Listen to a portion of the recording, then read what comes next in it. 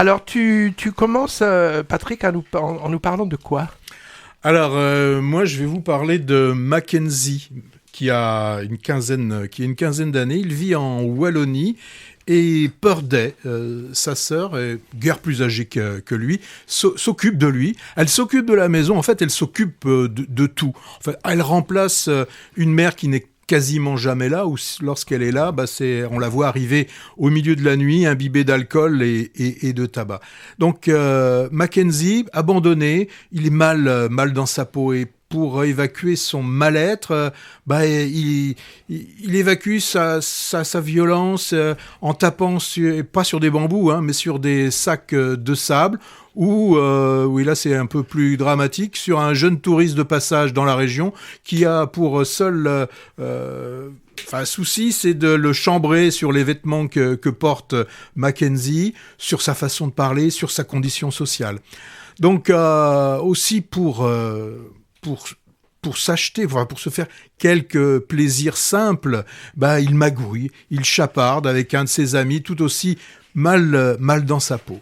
Voilà, donc ça c'est le résumé, enfin le film, le pitch du film. Il pleut dans la maison. Alors, bien sûr, c'est une image. Il pleut réellement dans cette maison mal isolée, mais un peu comme il y avait un film, je me souviens, il y a quelques années, qui s'appelait La Fissure. Eh bien là, il pleut également dans la vie de ces deux jeunes. Voilà. Et tout ça se passe pendant un été. Alors, c'est pas un été en pente douce, mais c'est plutôt un calme plat. Et moi, j'ai trouvé que la réalisatrice a réussi à nous rendre palpable le mal de ces deux êtres, en fait, qui sont oubliés de tous et qui semblent n'intéresser personne. Alors le film est empreint de tendresse, mais ce qui est aussi intéressant dans le film, c'est la réalisatrice n'oublie pas de nous faire il y a une portée sociale de ce film. Alors j'ai pas donné le nom de la réalisatrice.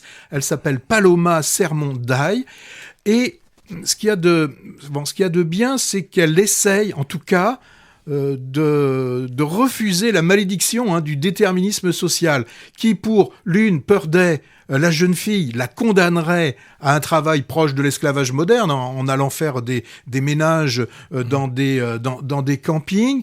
Et lui, Mackenzie, on espère, en tout cas, elle nous donne un espoir qu'il ne sombrera pas dans la petite délinquance. Alors c'est un film donc de Wallonie, un film donc qui nous vient de Belgique. Les acteurs sont non professionnels. D'ailleurs, les prénoms que l'on utilise, Mackenzie et Purday, sont les véritables prénoms de ces deux interprètes. Ils arrivent, ces deux jeunes acteurs, à nous rendre crédibles, attachant leur personnage.